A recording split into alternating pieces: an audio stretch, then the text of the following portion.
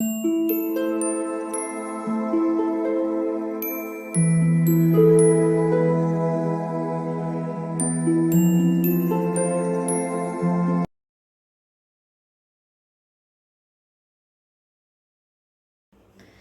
All of you, welcome back to my channel. मैं आज आप लोगों के लिए लेकर आ चुकी हूँ एक कलेक्टिव रीडिंग जिसका टॉपिक रहने वाला है who is jealous of you and why. यानी कि कौन आपसे जेलस है, कौन आपसे ईर्ष्या करता है, कौन आपसे जलता है और क्यों। ओके, तो हम ये जानने की कोशिश करेंगे। ये रीडिंग जनरल है, हो सकता है कि आपके साथ रेजोनेट करे या ना करे। आपको ओपन माइंडेड होकर ये रीडिंग सुननी है। ये रीडिंग सभी ज़ोडिएक साइंस के लिए है, हर उम्र के व्यक्ति के लिए है और टाइमलेस है। यानी जब भी आप ये वीडियो देख रहे हैं, जब भी आप ये वीडियो सुन रहे हैं, जब भी इस वीडियो तक पहुंचे हैं, यह आपके साथ तभी रेजोनेट करेगा। फिर चाहे आप इस वीडियो तक कितने भी महीने, हफ्तों या सालों बाद क्यों ना पहुंचे हों, आप जब भी इस वीडियो को देख रहे हैं, जब भी इस वीडियो तक पहुंचे हैं, यह आपके साथ तभी मैच करेगा। अगर आप ड्रीम टैरो चैनल पर पहली बार आए हैं और आपने अब तक सब्सक्राइब नहीं किया है, तो मैं आपसे रिक्वेस्ट करना चाहूँगी, सब्सक्राइब ज़रूर करें ड्रीम टैरो चैनल को और बन जाएं ड्रीम टैरो फैमिली का हिस्सा। और बेल आइकन को ज़रूर प्रेस करें ताकि जब भी मैं कोई रीडिंग लेकर आऊँ, सबसे पहले वो आप तक पहुँच सके। Okay viewers, okay, I am so bad in shuffling. और एक बात का ज़रूर ध्यान रखें कि मैं पर्सनल रीडिंग्स प्रोवाइड नहीं करती। तो अगर कमेंट बॉक्स में कोई मेरे नाम से या मेरे चैनल के नाम से आपको कोई व्हाट्सएप नंबर, मोबाइल नंबर या कॉन्टैक्ट डिटेल प्रोवाइड करता है कमेंट्स में, तो उसका विश्वास ना करें। वो एक फ्रॉड है, स्कैम है, क्योंकि मैं पर्सनल रीडिंग्स प्रोवाइड नहीं करती और ना ही मैंने कोई कॉन्टैक्ट डिटेल प्रोवाइड किया है। ओके, तो चलिए देखते हैं यहाँ पे कि who is jealous of you and why. 10 of Pentacles, okay, King of Cups, okay. Who is jealous of you and why? मैं क्लैरिफाई भी करना चाहूँगी।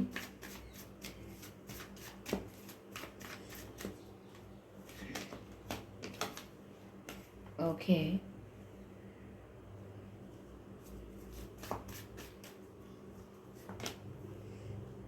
Star, okay, this is why. I mean, that's why. Yeah, okay.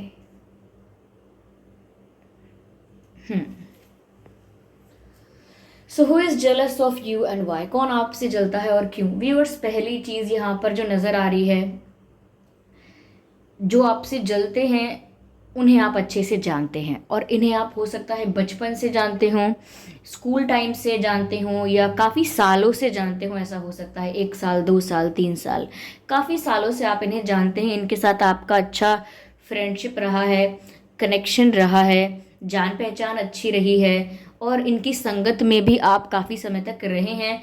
इनका influence भी आपके ऊपर अच्छा खासा रहा होगा। ये आपके रिलेटिव भी हो सकते हैं, ठीक है, क्योंकि रिलेटिव भी ऐसे हैं जिन्हें हम बचपन से या काफ़ी टाइम से जानते होते हैं। और स्कूल फ्रेंड्स, कॉलेज फ्रेंड्स या कोई और भी हो सकते हैं लोग ऐसे जिन्हें हम काफ़ी समय से जानते हैं। तो व्यूअर्स, ये कोई ऐसा पर्सन है जिसे आप पहले से जानते हैं। ओके, दूसरी चीज़ यहाँ पर ऐसा लगता है कि ये पर्सन आपसे काफ़ी मिच्योर रहे हैं या रही हैं हमेशा।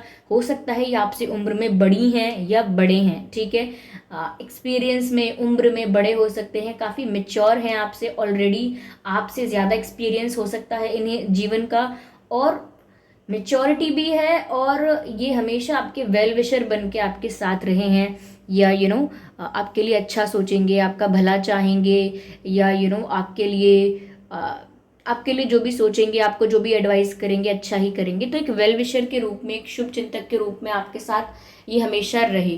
तो ये मुझे लगता है ज़्यादातर ये कोई रिलेटिव हो सकते हैं। मुझे रिश्तेदार की वाइब ज़्यादा आती है। ओके, कोई कोई रिश्तेदार हो सकता है ये कोई, ठीक है।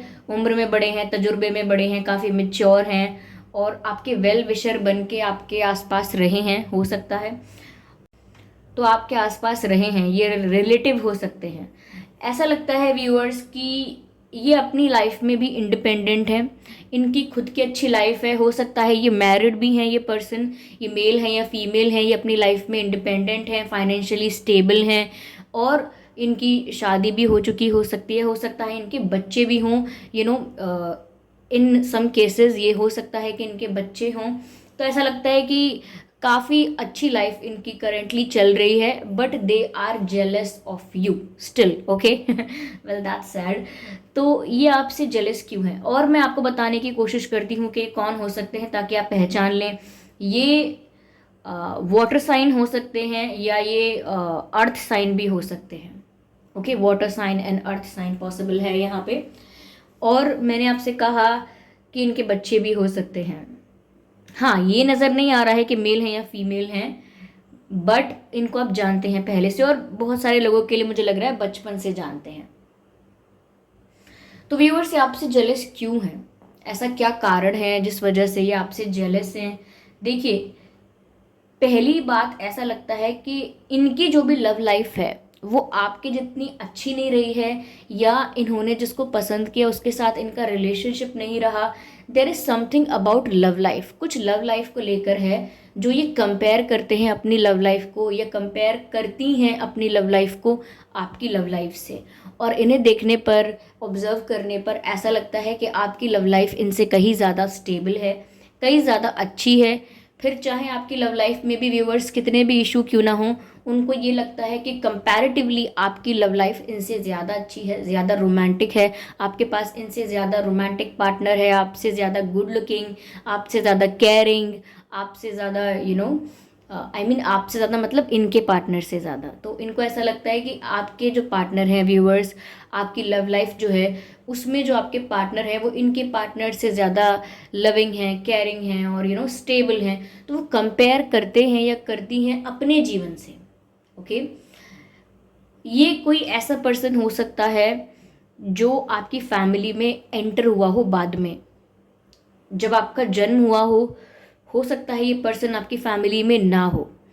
इनकी एंट्री आपकी फैमिली में बाद में हुई है, या आपके रिलेटिव्स हैं अगर, तो उसमें भी इनकी जो एंट्रेंस है वो आपके जन्म के बाद ही हुई है। ऐसा नहीं है कि बहुत ज़्यादा एज गैप है। हाँ, एज गैप है, काफ़ी अच्छा एज गैप हो सकता है, लेकिन इफ़ दे आर मैरिड तो हो सकता है कि इनकी एंट्री तब हुई थी आपके लाइफ में, या जब आप स्कूलिंग कर रहे होंगे या college, I don't know, but ऐसा लगता है कि जब आप पैदा हुए थे या आपका जन्म हुआ था तब ये नहीं थे आपकी लाइफ में एज अ रिलेटिव भी। तो ये आपके रिश्तेदार भी बाद में बने हैं या बनी हैं। जैसे शादी होकर कोई महिला घर में आए, या ऐसा कोई कि या घर में कोई अगर मेल सदस्य है तो उसकी शादी किसी से हो तो कोई घर में आए, या कोई फीमेल है तो उसकी शादी किसी से हो तो उसके साथ हमारी रिश्तेदारी हो जाए। कुछ भी हो सकता है, कज़न्स में भी हो सकता है कि पहले इतना इंटरेक्शन नहीं था कज़न्स से, फिर हुआ है। कुछ ऐसा है यहाँ पे जो मुझे रिलेटिव्स की ज़्यादा वाइब देता है। तो ये आपकी लव लाइफ से थोड़ा जेलस है। इन्हें लगता है कंपैरेटिवली आपकी लव लाइफ कितनी अच्छी है, आपके पास एक रोमांटिक पार्टनर है, लविंग पार्टनर है, केयरिंग पार्टनर है, स्टेबल पार्टनर है, जबकि इनकी लव लाइफ इतनी स्मूथ या इतनी रोमांटिक नहीं थी। तो कहीं ना कहीं इन्होंने जिसको प्यार किया होगा, जिसको पसंद किया होगा, ये इनकी लव लाइफ में ज़्यादा चैलेंजेस होंगे, या इनका जो प्यार रहा होगा वो एक तरफा रहा होगा अपनी लव लाइफ में। तो कहीं ना कहीं they envy your life, they your love life. तो कहीं ना कहीं इन्हें जलन महसूस भी होती है कि आपकी लव लाइफ जैसी भी है उसके कंपैरिजन में इनको अपनी लव लाइफ अच्छी नहीं लगती। तो ये कारण है कि ये फाइनेंशियली कितने भी स्टेबल हैं, इनकी फैमिली भी है, हो सकता है बच्चे भी हैं, अपनी लाइफ में काफ़ी आगे मूव कर चुके हैं, तब भी वो आपकी लव लाइफ से अपनी लव लाइफ को कंपेयर करते हैं कि आपकी जो लाइफ है वो रोमांटिकली ज़्यादा अच्छी है, पार्टनर वाइज आप ज़्यादा लकी हो, उनको ऐसा लगता है। दूसरा रीज़न यहाँ पर ये भी लग रहा है व्यूअर्स कि आपको अटेंशन बहुत मिलता है। ऐसा लगता है जैसे आप एक फेमस पर्सन हो, एक पॉपुलर पर्सन हो, या आपका जो भी प्रोफेशन है, आपका जो भी काम है उसमें आपको बहुत अटेंशन मिलता है, उसमें आप एक एक्सपर्ट हो, उसमें आपको अप्रिसिएशन, रिस्पेक्ट, आपका जो भी एरिया ऑफ वर्क है, आपका जो भी फील्ड है, आपको उसमें काफ़ी अप्रिसिएशन, रिस्पेक्ट और रिकॉग्निशन मिलता है। तो काफ़ी पॉपुलर और फेमस हो सकते हैं आप अपने क्षेत्र में। तो इस वजह से आपको अटेंशन बहुत मिलता है, इस वजह से काफ़ी लोग आपके साथ होना चाहते हैं, काफ़ी लोग आपको पसंद करते हैं। तो ये भी एक रीज़न है कि आप इतने फेमस हैं, इतने पॉपुलर हैं, everybody appreciates you, everybody respects you. तो ये भी एक फैक्टर है जेलेसी का। इस वजह से भी ये पर्सन आपसे जेलस हो सकते हैं या हो सकती हैं। लेकिन अगर आप इस बात से कंफ्यूज हो रहे हैं कि आपकी लाइफ में इनकी एंट्री कब हुई, तो उस बात से कंफ्यूज मत होइए, क्योंकि हो सकता है उससे कंफ्यूजन क्रिएट हो। लेकिन एक बात जान लीजिए कि हो सकता है आप इन्हें काफ़ी सालों से जानते हैं, इन्हें बचपन से जानते हैं, ये पॉसिबल है।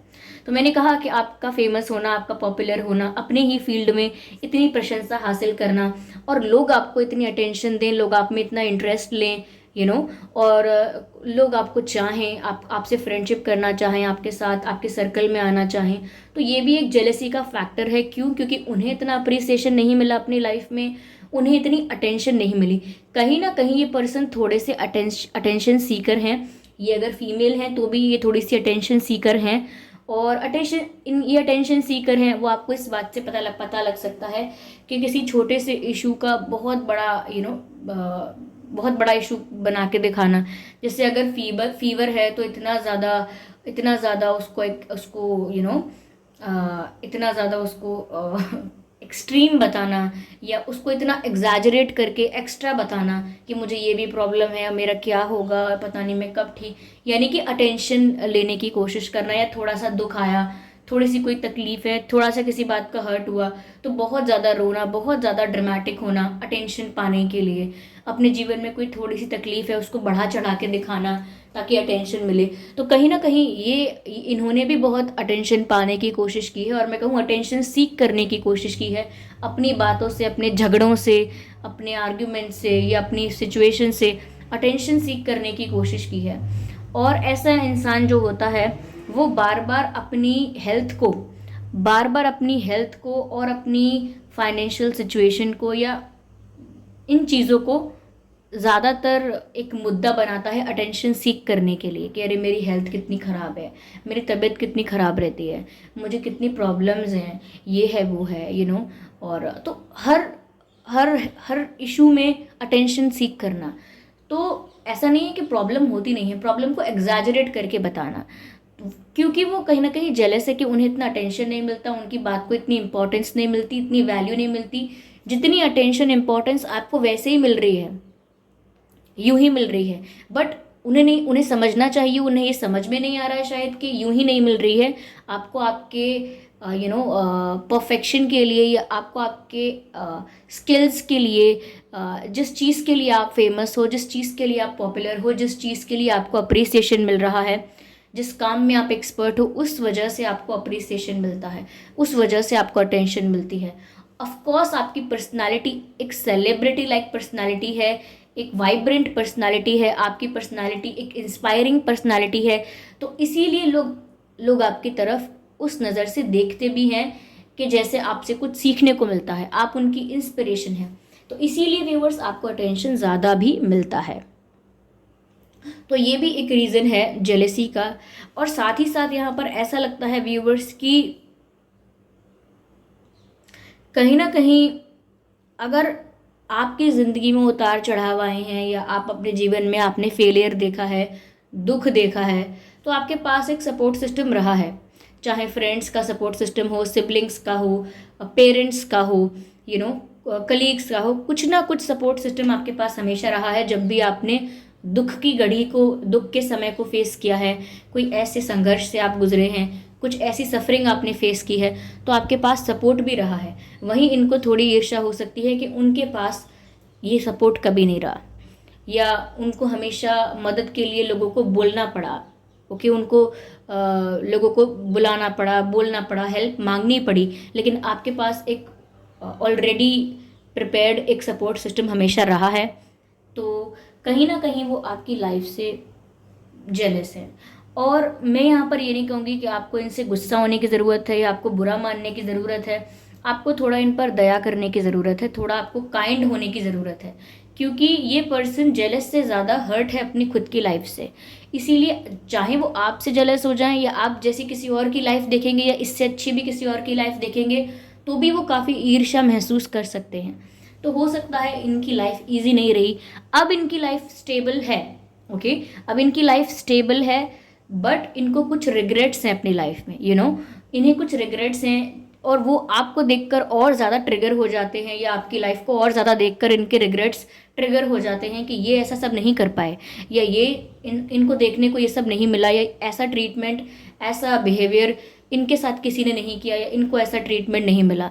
तो जो ऐसे घाव हैं जो छुप चुके हैं, वो उभर आते हैं बाहर जब भी वो अपने रिग्रेट्स को ट्रिगर होता हुआ देखते हैं या देखती हैं, और उनके रिग्रेट्स ट्रिगर हो जाते हैं, उन्हें बार बार याद आ जाता है कि उनके रिग्रेट्स क्या क्या हैं आपके जीवन को देख के। तो कंपैरिजन है यहाँ पे रीज़न जेलेसी का, कि ये कंपेयर करती हैं या करते हैं अपनी लाइफ को आपकी लाइफ से। ये कज़न भी हो सकते हैं और someone else also, but family से रिलेटेड ज़्यादा लग रहा है मुझे, ऐसा लगता है। या तो ये कारण है जेलेसी का कि आपको अटेंशन मिलना, क्योंकि यहाँ स्टार का कार्ड है। You seem to you look very popular, और you seem to be very popular, ऐसा लगता है। या और आपकी लव लाइफ भी अच्छी है। अब चाहे आप जानते हो कि आपकी लव लाइफ में क्या इशू है, क्या चैलेंज है, लेकिन इनको देखने पर ऐसा लग रहा है कि जैसे आपकी लव लाइफ इनसे बहुत बेटर है। ओके, हो सकता है कि इनकी अगर मैरिज हुई है तो अरेंज मैरिज हुई हो, या जिसको मैंने कहा ना, जिसको ये प्यार करते हो वो ना मिला हो, तो इनका प्यार एक तरफा ही रहा हो।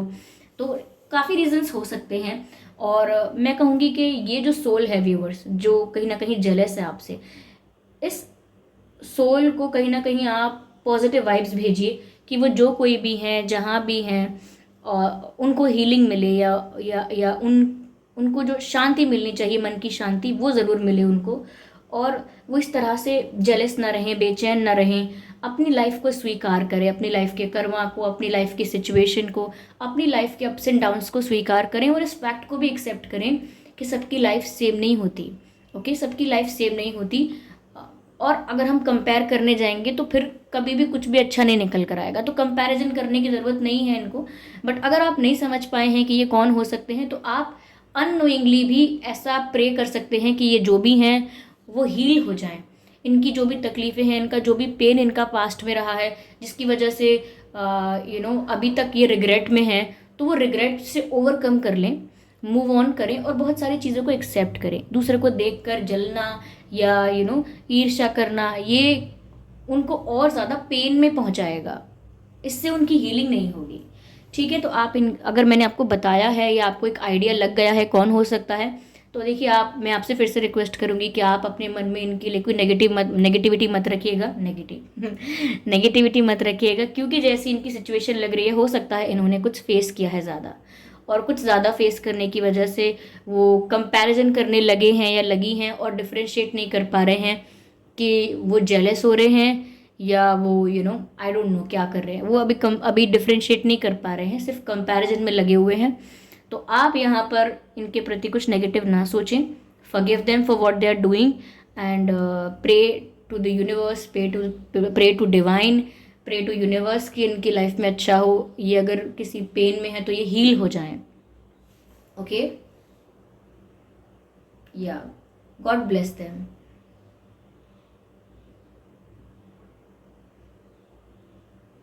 Pray for their happiness, pray for their peace, for their relaxation. Okay? Yeah. I hope ये रीडिंग आपके लिए हेल्पफुल रही है। इस रीडिंग ने आपको थोड़ा बहुत गाइड किया है, अगर किया है तो आप कमेंट करके ज़रूर बताएं।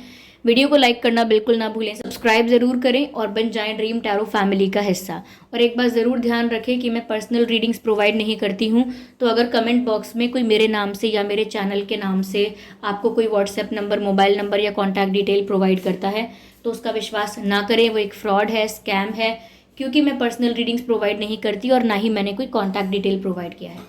आप कमेंट करके ज़रूर बताएं व्यूवर्स, ये रीडिंग आपसे एक्यूरेटली 100% मैच करती है, कुछ परसेंट मैच करती है, कुछ आइडिया आपको हुआ है कि ये कौन हो सकता है।